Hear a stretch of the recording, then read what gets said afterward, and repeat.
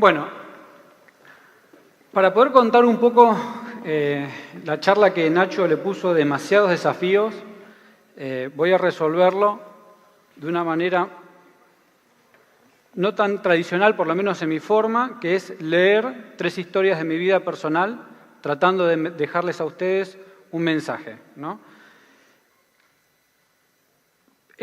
El concepto de tratar de leerlo y no tratar de hacer una presentación específicamente es no perderme en las palabras claves de lo que le quiero transmitir. Para mí es un honor, a la edad de ustedes, de 17 a 25 años, que están empezando a tratar de emprender, tratar de compartir las mejores lecciones o los mejores aprendizajes de mi vida.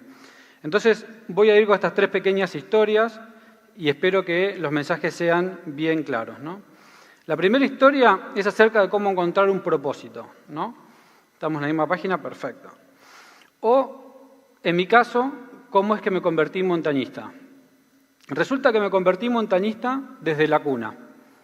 Mis padres tomaron la decisión de irse a vivir al Chaltén y desde ahí vivir mis primeros meses de vida. A los finales del 70, cuando fui a vivir al Chaltén, que era un pueblo, o ni siquiera un poblado, una hostería. A ver si está pasando. Ahí está. Ahora sí estamos en el slide cuando estaba viviendo el Chaltén y estaba convirtiéndome en montañista. Era un poblado, una hostería, una casa de guardaparque y un puesto que solamente estaba al otro lado del río. Realmente la nada. Para llegar al poblado más cercano, que era 250 kilómetros, hoy los que vayan a recorrer la Patagonia van a poder conocer que es muy distinto, era una odisea y podríamos llegar a tardar un día entero. Entonces comencé a escalar montañas a esa edad. No. De hecho, de niño me salvé de muy poco de una desastrosa experiencia de tratar de escalar un árbol. Trepé muy alto, resbalé, me quedé colgado de la axila, me hice un importante tajo, casi me arranco el brazo. Estábamos en el Chaltén, teníamos que todavía llegar a Calafate para tratar de curarme, y esa fue mi primera lección como montañista, o trepador, si fuese el caso, ¿no? La verdad que no me fue muy buena y salvé mi vida por un milagro. Y sí creo que puedo decir algo importante, que fue entender cómo puede ser la sensación de mi último día.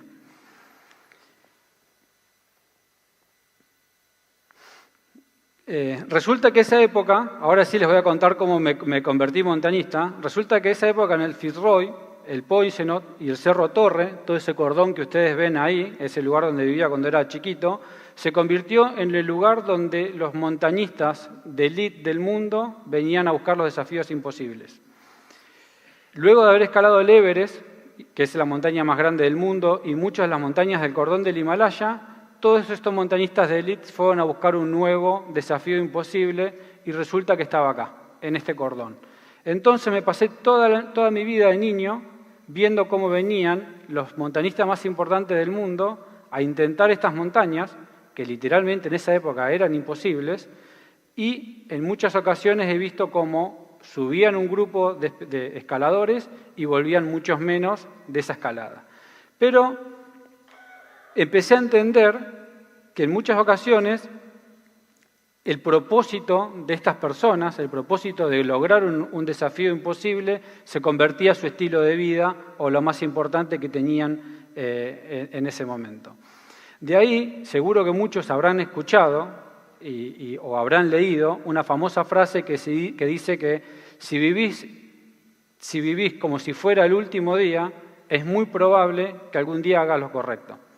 Y esto yo lo estaba mirando cuando era niño, cuando era muy chico, viviendo en mi infancia y viendo cómo a otras personas lo encaraban. De cierta forma, esa frase, y yo lo digo en serio, jóvenes, no duden que realmente tiene que ser trascendente en lo que quieran encarar de su vida, ¿no? Creo que la mejor lección que yo puedo transmitir de esta primera historia, de cómo me convertí en montañista mirando a personas que tenían un propósito en la vida, es justamente ese. Encuentren su propósito y vivan como si no van a vivir eternamente. Vivan como que ese propósito tienen que lograr cuanto antes. La segunda historia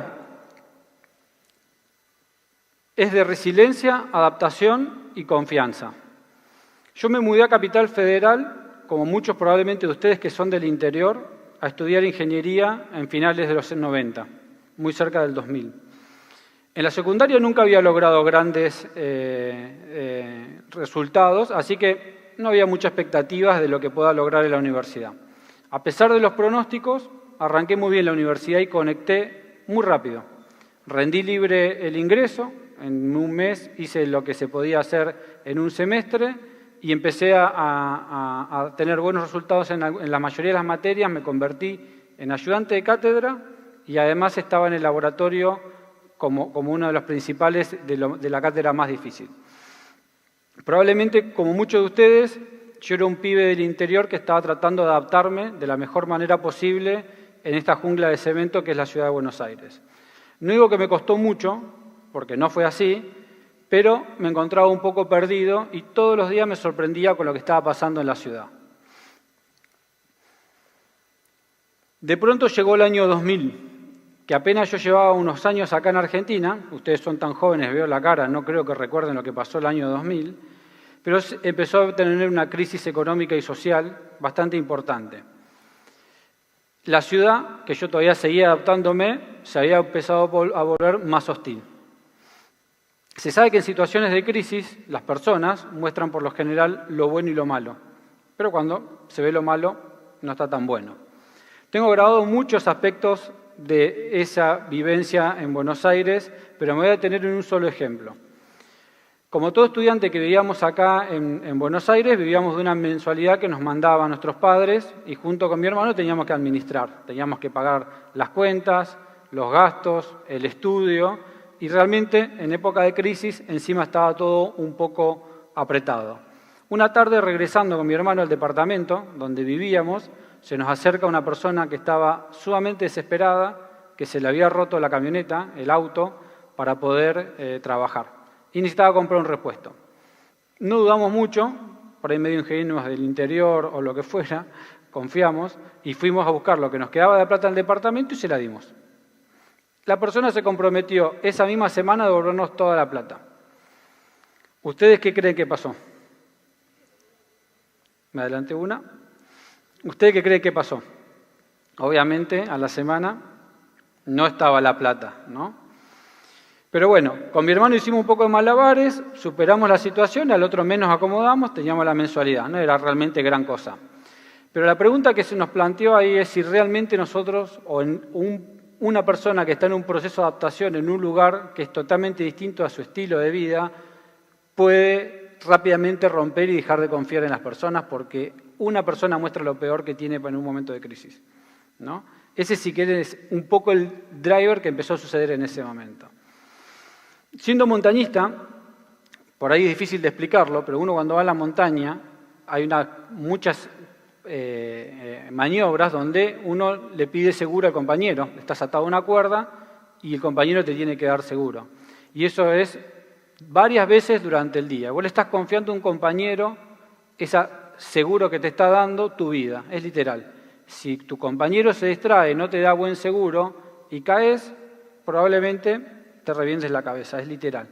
Entonces, imagínense en eso, ¿no? Una persona que escala, que está en Buenos Aires, en un proceso de crisis, te empiezas a suceder cosas de la cotidianidad y empezás a tener situaciones donde deberías de empezar a desconfiar de las personas. Así que fue en ese momento, en ese contexto de crisis, año 2000, 2001, a tomar unas decisiones más importantes de mi vida que sabía que después no iba a tener vuelta atrás. Había adquirido suficientes conocimientos en la universidad, sabía que todavía me faltaba mucho por terminar la universidad y se daba un momento donde había que empezar a hacer acciones. Así fue que con muy pocas personas, con 3 desconocidos que empecé a conocer en el ámbito de trabajo, nos juntamos y empezamos a crear una empresa que llamamos o pusimos foco en lo que era tecnología y sociedad. Obviamente arrancamos en un garage de una casa, no había mucho para arrancar. Y fue en el año 2001-2002, en plena crisis, que en ese mismo año, ustedes por ahí lo pueden leer en algunos lugares, tuvimos el Corralito y 5 presidentes en una semana, ¿no? Era realmente heavy. Pero ahí estábamos nosotros en el garage fundando la primera cooperativa de software de Argentina, donde lo primero que pusimos fue foco y en la confianza de los asociados. Creamos un modelo democrático, distributivo, donde la diferencia entre el que más ganaba y el que menos ganaba no iba a ser más de 4-1, y que cada año íbamos a poder elegir la persona que nos iba a representar dirigiendo a la empresa. No solo no había dejado de confiar en las personas, sino que aposté todo a empezar a crear un modelo nuevo. Así fue que hoy Texo se convirtió en la cooperativa más grande de Argentina en tecnología.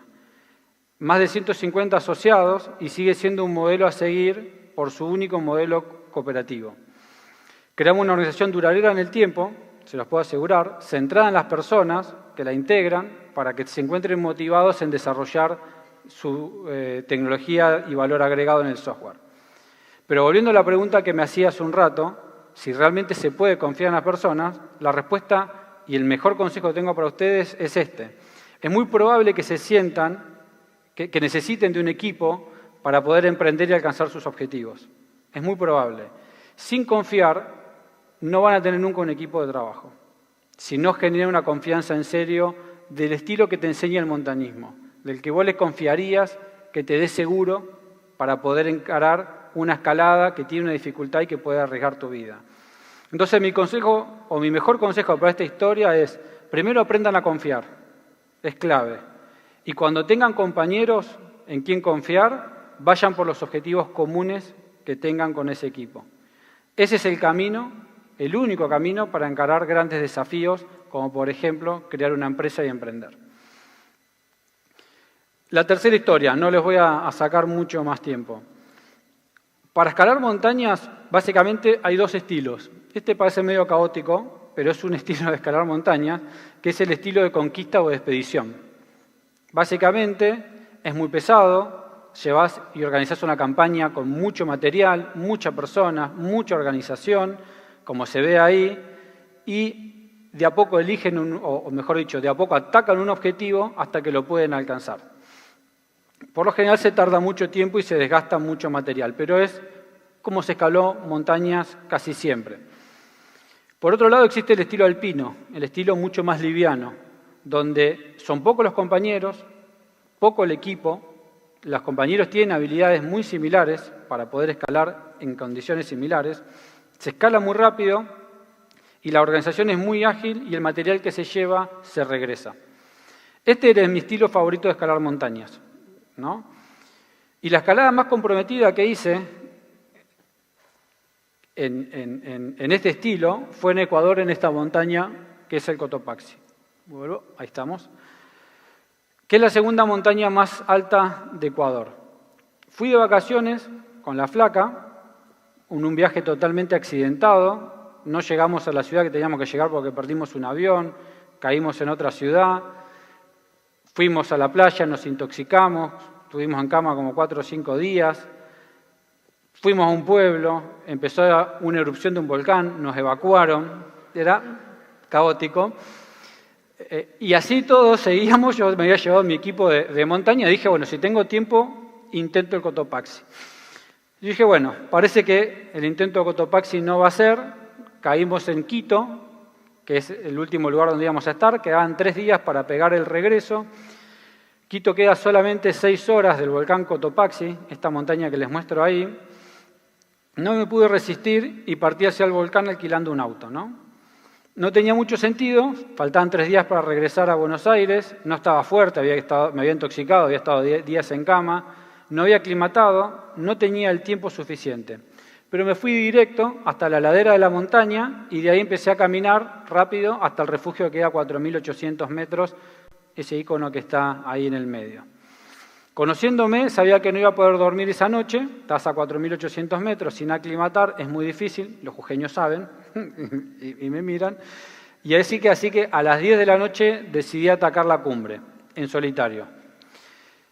Fue una escalada comprometida, porque no hice el proceso de aclimatar, fui solo, no conocía el ascenso y eran casi 1.200 metros de nivel de solo hielo. Además, las condiciones no ayudaron demasiado. Sabía que tenía que subir y bajar pronto, porque luego, si me mantenía mucho tiempo, muchas horas arriba, ya estaba casi 6.000 metros en la cumbre, sin aclimatar me iba a empezar a descomponer y sin tener capacidades de oxigenarme, era un riesgo físico. Tenía que estar cerca del mediodía de vuelta en 4.000 metros de altitud como para poder resolver la escalada. Llegué a la cumbre y bajé, un poco frío hacía, ¿no? Tomé el riesgo, mucho más riesgo del que no debía. Eso fue lo que sucedió. Fue un poco extremo y esta fue la forma, en esta montaña, en este viaje, de darme cuenta que en realidad no me estaba encontrando desafiado. No por el montañismo, sino por lo que estaba haciendo en mi vida profesional. Así fue que otra vez empecé a tomar decisiones importantes, difícil de volver atrás. Ya la compañía, Texo, la cooperativa, estaba muy consolidada y los nuevos desafíos ya no me estaban llamando tanto la atención. Por otro lado, me sucedía algo que está bueno, sobre todo como mensaje para ustedes. La cooperativa tenía muchas posibilidades de que cualquier persona, cualquier asociado se presente a dirigirla y había muchas ganas y mucha gente comprometida. Y yo no tenía mucho más para entregar. Entonces, entendí que Texo había sido mi legado, una organización que iba a durar cientos de años, porque justamente había ese efecto del compromiso de querer gestionarla y llevarla para adelante, y yo sentirme que ya era un agente de no permitir el cambio. Y dije, bueno, quedará como un legado, cientos de años, y quedaré que yo seré fundador y había que cambiar. Así que otra vez, a los 36 años, volví a tomar decisiones con instinto y volví a emprender. Lo bueno de empezar a emprender es que las experiencias acumuladas y el autoconocimiento, más el poder empezar liviano, te da mucha más potencia. Así que nuevamente a los 36 años cofundé junto a otras 3 personas más, de las cuales 2 ni conocía en ese momento, una empresa que tenía un enorme desafío ahora. Tenía que hacer innovación en el sistema financiero. Poinsenot. Este es mi desafío imposible, mi volver a sentirme desafiado nuevamente, con 36 años, cuando ya había estado en una zona de confort. Entonces nos empezamos a desarrollar productos y servicios financieros. No me interesa entrar en logros de lo que pudo hacer Poinsenot o lo que está haciendo Poinsenot. En resumen, nuestro propósito fue cumplido, pudimos lograr lo que pretendíamos hacer y se nos abrieron muchas oportunidades y posibilidades. Lo más importante es que cada día de mi vida me siento desafiado y con ganas de hacer lo que estoy haciendo. Así fue que no solo Poinsenot, sino que también colaboré con la innovación en el Banco Central, colaboré o cofundé la Cámara Fintech de Argentina, me convertí en director ejecutivo del Banco Industrial para poder hacer transformación digital y por último y recientemente asumí una función como COO, que es como una persona que trata de coordinar todo del grupo del Banco Industrial o del Grupo BIN. Hoy el Grupo BIN, ya llevamos 3 años obviamente, hoy es un referente en innovación en el sistema financiero, con muchas soluciones y servicios financieros, que tampoco voy a entrar en detalle, porque no voy a contarles los logros de las cosas de las empresas que empezamos a hacer. Sí vale la pena y reforzar de que los grandes desafíos solo se pueden lograr con grandes equipos. Eso es clave, lo que hablábamos al principio en la segunda charla, en la segunda historia. Ahora voy poco a la montaña, es verdad, el tiempo es muy escaso en este momento.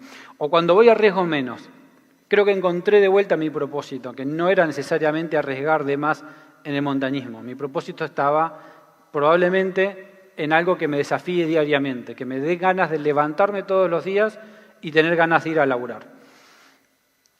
Entonces, yo aprendí el montañismo, todos estos aspectos que se los transmito, se los traslado, pero quiero que entiendan que ustedes pueden encontrarlos en cualquier pasión que tengan. Sea el arte, la música, la danza, el rugby, el hockey. Seguro que tienen una pasión ustedes. Y de ahí pueden empezar a obtener cuáles son los drivers de las cosas que los motivan y los valores que tienen. Yo obviamente lo aprendí del montañismo. Como dijo Steve Jobs en un discurso en el 2015, lo voy a leer palabra por palabra, creo que es la mejor lección que ustedes se pueden llevar para tratar de ser emprendedores exponenciales o querer emprender, es que no se dejen llevar por su dogma, es decir, vivir de los resultados de los pensamientos de otras personas. No permitan que el ruido de las opiniones ajenas silencien su propia voz interior.